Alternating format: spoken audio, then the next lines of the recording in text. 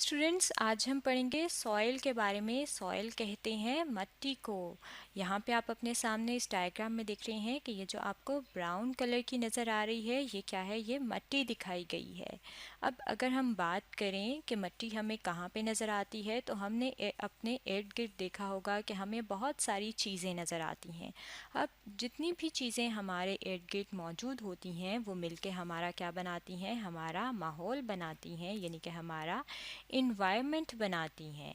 अब उस इन्वायरमेंट में बहुत सारी चीज़ें मौजूद हैं। उनमें से कुछ चीज़ें, कुछ इन्वायरमेंट में ऐसी चीज़ें हैं या कुछ ऐसा हिस्सा होता है जो कि हम कहते हैं कि ये एबायोटिक है। एबायोटिक का मतलब होता है कि वो नॉन लिविंग है। नॉन लिविंग कहते हैं जो चीज़ चल फिर नहीं सकती, बढ़ नहीं सकती, वो होती है नॉन लिविंग, यानी कि एबायोटिक। अब हमने अपने इन्वायरमेंट में सॉइल देखा है, यानी कि मिट्टी देखी है, और सॉइल जो है ये एबायोटिक कंपोनेंट है एनवायरनमेंट का, यानी कि नॉन लिविंग कंपोनेंट है। कंपोनेंट कहते हैं हिस्से को।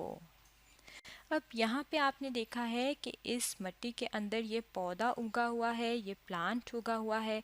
और प्लांट क्या है?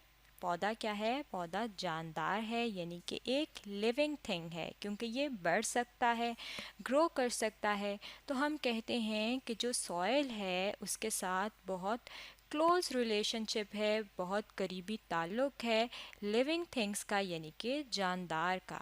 अब करीबी ताल्लुक़ किस तरह से है? अगर हम ये देखें तो जब ये पौधा इस मिट्टी के अंदर मौजूद होता है तो क्या करता है कि जो इसकी जड़ें हैं, यानी कि जो पौधे की रूट्स होती हैं, वो क्या करती हैं? वो मिट्टी के अंदर जो वाटर होता है, पानी होता है, उसको एब्जॉर्ब करती हैं। एब्जॉर्ब कहते हैं जज़ब करने को।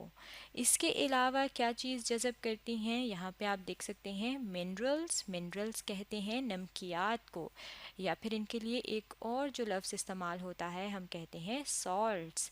यानी कि जो नमकियात मौजूद होती हैं इस मिट्टी में, वो पानी में, यानी कि वाटर में हल हो जाती हैं। और वाटर किस तरह से मौजूद होता है? अक्सर हमने देखा होगा कि मिट्टी में नमी होती है, यानी कि वो थोड़ी थोड़ी गीली होती है। वो क्यों होती है? क्योंकि उसके अंदर वाटर मौजूद होता है, और उस वाटर के अंदर ये नमकियात हल हो जाती हैं। और जब हल हो जाती हैं तो पौधों की जड़ें जो हैं वो इस वाटर को और मिनरल को एब्जॉर्ब कर लेती हैं, जज़ब कर लेती हैं। यानी कि इस मिट्टी के अंदर जो पानी मौजूद है उसकी वजह से क्या है? पौधे जो हैं वो हमें सरसब्ज नज़र आते हैं, हमें मुरझाए हुए नहीं नज़र आते। और इसकी जो रूट्स होती हैं, पौधे की जड़ें होती हैं, वो भी मिट्टी में मौजूद होती हैं, सॉइल में मौजूद रहती हैं। इसी वजह से दरख्त जो हैं वो अपनी जगह पे खड़े रहते हैं। इसका मतलब है कि पौधे के लिए, जो कि एक जानदार है, मिट्टी यानी कि सॉइल बहुत ज़रूरी है। इसी तरह से हमने देखा है कि बहुत सारे और जो जानदार हैं और लिविंग ऑर्गेनिजम्स जो हैं वो भी मौजूद होते हैं सॉइल में, यानी कि मिट्टी के अंदर। जैसे कि यहाँ पे हम अपने सामने इस डायग्राम में देख सकते हैं कि ये आपको क्या नज़र आ रहा है? ये आपको नज़र आ रहा है रैट, यानी कि चूहा। अब ये जो चूहा है, अगर हम इसकी बात करें तो ये मिट्टी के अंदर रहता है, यानी कि सॉइल के अंदर रहता है। इसके अलावा बहुत सारे और जानदार, यानी कि और लिविंग ऑर्गेनिज्म जो हैं वो भी कहाँ पे रहते हैं? सॉइल में रहते हैं।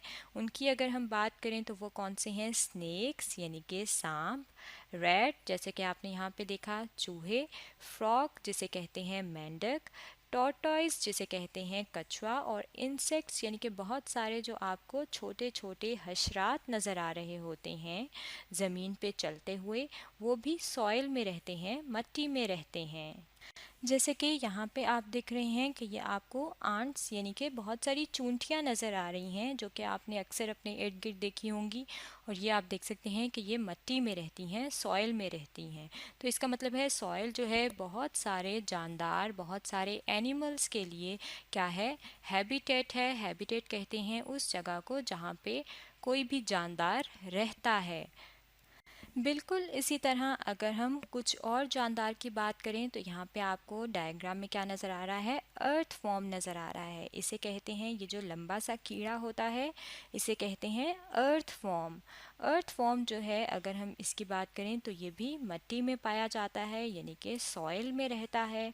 और सॉइल में जब ये रहता है तो ये क्या करता है, उस सॉइल को नरम करता है, यानी कि सॉफ्ट करता है। अब जब ये इस सॉइल को सॉफ्ट करता है, क्योंकि जब ये इसके अंदर रेंगता है, यानी कि जब इसके अंदर चलता है, तो सॉइल जो है ये इसको सॉफ्ट करता रहता है, मिट्टी को नरम करता रहता है।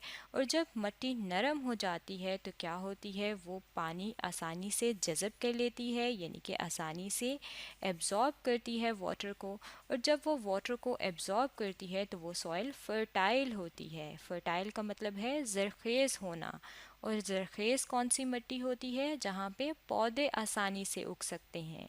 अब जब क्योंकि यहाँ पे इस मिट्टी ने ये सॉफ्ट होने के बाद जब ये पानी जज़ब करेगी, तो पानी जज़ब होने की वजह से वहाँ पे क्या होगा, पौधे आसानी से ग्रो कर जाएंगे।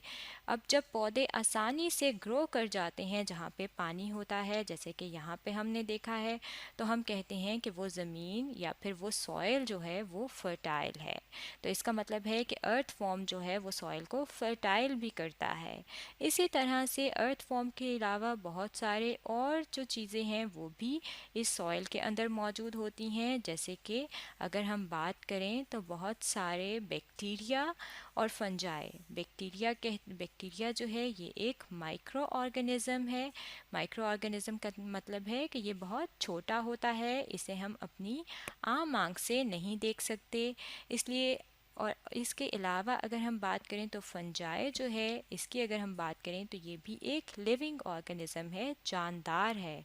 और ये दोनों क्या कहाँ पे मौजूद होते हैं, ये दोनों मौजूद होते हैं सॉइल में, यानी कि मिट्टी में। और इनको हम क्या कहते हैं, इनको कहते हैं डिकम्पोज़र्स।